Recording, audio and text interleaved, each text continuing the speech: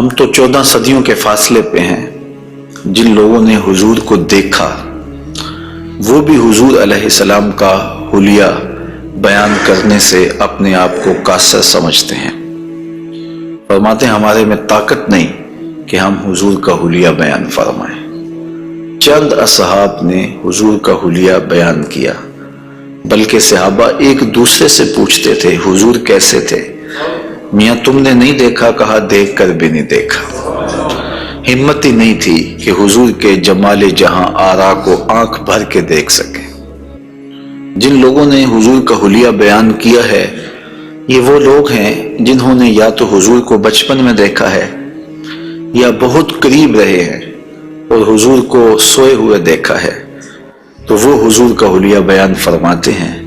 حضرت حسان بن ثابت رضی اللہ تعالی عنہ حضور کا حلیہ بیان فرماتے ہیں، کہتے ہیں کہ میں جو حضور کے شمائل کو تمہارے سامنے رکھتا ہوں تو اس کی وجہ یہ ہے کہ مجھے حضور کو دیکھنے کا ایک طریقہ آ گیا تھا، اور وہ یہ کہ فلما نظرت الی انوارہ فودعت کفی علی عینی خوفا من ذہاب بصری، تو میں اپنی آنکھوں پہ انگلیاں رکھ کے انگلیوں کی اوٹ سے حضور کے چہرے کو دیکھتا تھا کہ حضور کے جلووں کی چمک سے میری آنکھوں کی بینائی نہ جاتی رہے۔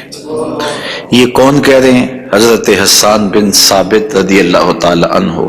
اور آپ سارے اچھی طرح جانتے ہیں کہ حضرت حسان بن ثابت شاعر ہیں، اور شاعر حسن دیکھنے میں بڑا دلیر ہوتا ہے، اور وہ جو شاعر ہے اور حسن دیکھنے میں دلیر ہے وہ بھی آنکھوں پہ انگلیاں رکھ کے دیکھ رہا ہے، اور ابھی یہ حسن ظاہر نہیں ہوا۔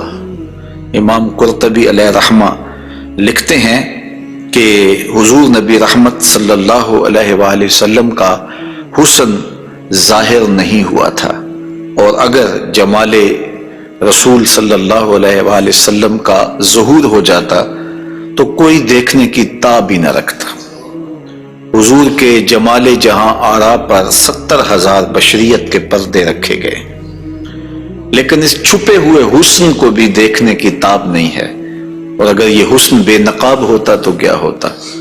یہی بہتر ہے کہ وہ پردے میں روپوش رہے، وہ اگر پردہ اٹھا دے تو کسے ہوش رہے۔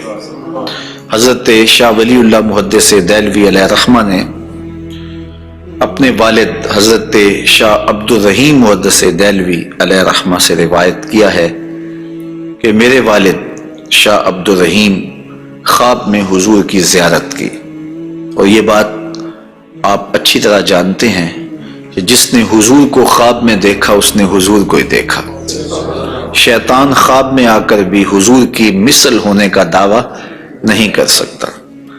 تو خواب میں حضور کو دیکھا اور عرض کی یا رسول اللہ صلی اللہ علیہ وسلم، آپ نے فرمایا ہے انا املہ و اخی یوسف اصبہ، میں نمکین حسن والا ہوں اور میرا بھائی یوسف میٹھے حسن والا تھا۔ وہاں تو زنان مصر کی انگلیاں کٹ گئیں، اور یہاں ایسا کوئی واقعہ پیش نہیں آیا، جبکہ حسن ملی حسن سبی کی نسبت زیادہ پرکشش ہوتا ہے، تو وہاں انگلیاں کٹ گئیں اور یہاں ایسا کوئی واقعہ پیش نہیں آیا، تو اس کی کیا وجہ ہے؟ تو حضور نے جو خواب میں جواب دیا وہ حضرت شاہ عبد الرحیم نے بیان فرمایا، اور شاہ ولی اللہ محدث دہلوی علیہ رحمہ نے در سمین میں اس کو لکھا۔ آقا کریم نے فرمایا جمالی مستور عن اعین الناس غیرۃ من اللہ، اے عبد الرحیم اللہ نے غیرت محبت کی وجہ سے میرے حسن کو لوگوں کی نظروں سے چھپا کے رکھا ہے۔ کوئی محب نہیں چاہتا کہ میرا محبوب کوئی دیکھے۔ قتیل شفائی نے کہا تھا نا، اس حد تلک بڑھ گئی ہے بے اعتمادی کہ تجھ کو تجھ سے بھی چھپانا چاہتا ہوں۔ وہ کہتا ہے میری تو آرزو یہ ہے کہ تو آئینہ بھی نہ دیکھے۔ تو محب کی غیرت ہوتی ہے کہ اس کے محبوب کو کوئی نہ دیکھے، تو کہا کہ میرے حسن کو لوگوں کی نظروں سے چھپا کے رکھا گیا ہے، اور اگر یہ حسن ظاہر کر دیا جاتا تو کوئی تاب نہ لا سکتا۔ تو یہ چھپے ہوئے حسن کا عالم ہے کہ دیکھنے والوں کو پھر بھی انگلیاں رکھ کے دیکھنا پڑتا ہے، اور اگر یہ بے نقاب ہوتا تو پھر کون تاب لا سکتا؟ مولانا حسن رضا اعلی حضرت کے برادر محترم فرماتے ہیں وہ اگر جلوہ کریں کون تماشائی ہو۔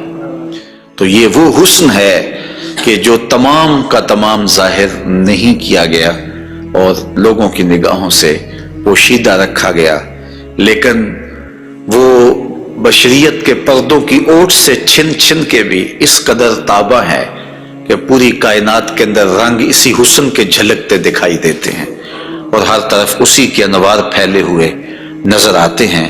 تو حضور کے حسن کا بیان، حضور کے حسن کا ذکر اگرچہ انسانی استطاعت میں نہیں ہے اور اس کے بس میں نہیں ہے، لیکن اس کے باوجود صحابہ کے دور سے لے کر آج تک لوگوں کا یہ محبوب موضوع رہا ہے کہ وہ حضور علیہ السلام کے حسن کا ذکر کر کے اپنے قلب کی تسکین کا ساماں کرتے ہیں۔ علماء نے یہ بھی لکھا ہے کہ جو شخص حضور کے حسن کو بیان کرے، لوگوں کے دلوں میں اس کے لیے پیار پیدا ہو جاتا ہے۔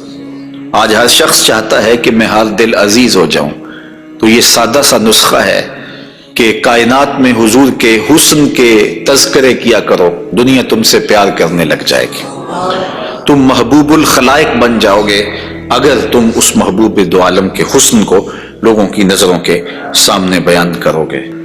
انشاءاللہ حضور کے مختلف اعضاء کے حسن کا ذکر ترتیب وار کیا جائے گا، اور اہل محبت نے اور اصحاب رسول نے اس پر کیا محبتوں کے پھول پیش کیے ہیں۔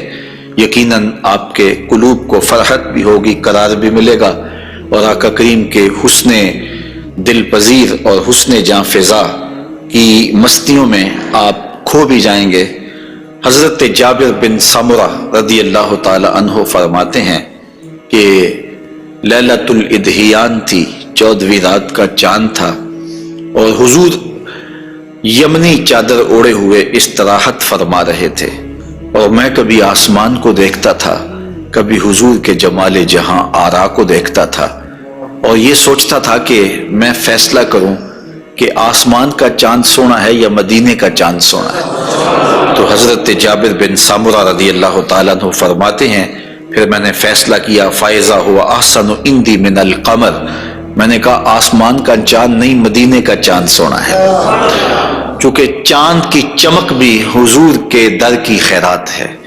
چاند کو، سورج کو، شمس و قمر کو جو روشنیاں دی گئی ہیں وہ حضور کے صدقے سے دی گئی ہیں۔ تو کائنات میں جہاں بھی اجالا ہے، جہاں بھی روشنیاں ہیں، جہاں بھی نور ہے، وہ نور حضور علیہ السلام کا ہی ظہور ہے، اور حضور کا نور ہے کہ جو کسی سے مستعار نہیں لیا ہوا، وہ حضور کا اپنا نور ہے، اپنا حسن ہے۔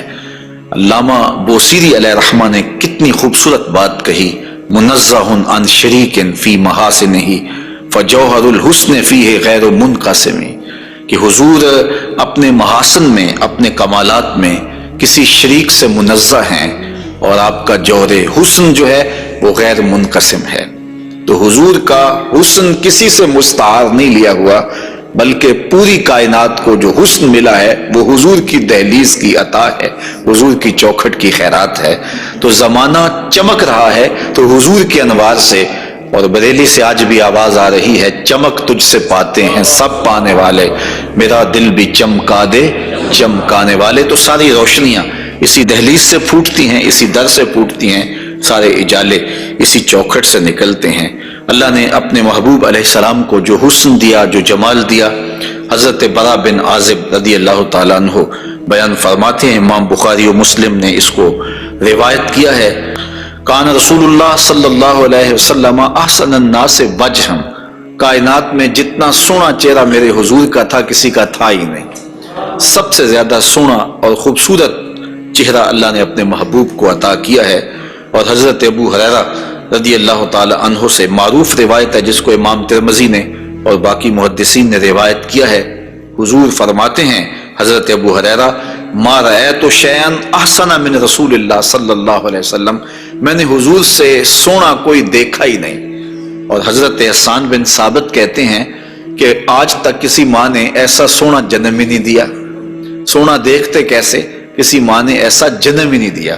حضرت ابو ہریرہ نے ایک موقع پہ فرمایا کہ کل قمر لیلۃ البدر لم ارا قبلہ ولا بعدہ مثلہ، کیا پوچھتے ہو 14ویں رات کا چمکتا ہوا چاند تھے میرے حضور۔ پھر کہتے ہیں نہیں نہیں نہیں، حضور جیسا نہ پہلے دیکھا ہے نہ بعد میں دیکھا۔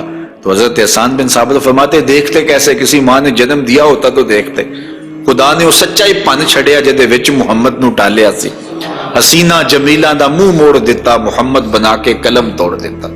اللہ تعالیٰ نے ایسا پیکر تراشا ہے، ایسی صورت بنائی ہے کہ جس کی مثل کائنات کے اندر نہ کوئی دوسری صورت ہے، اور میرے محبوب کے جمال جیسا نہ کوئی دوسرا جمال ہے۔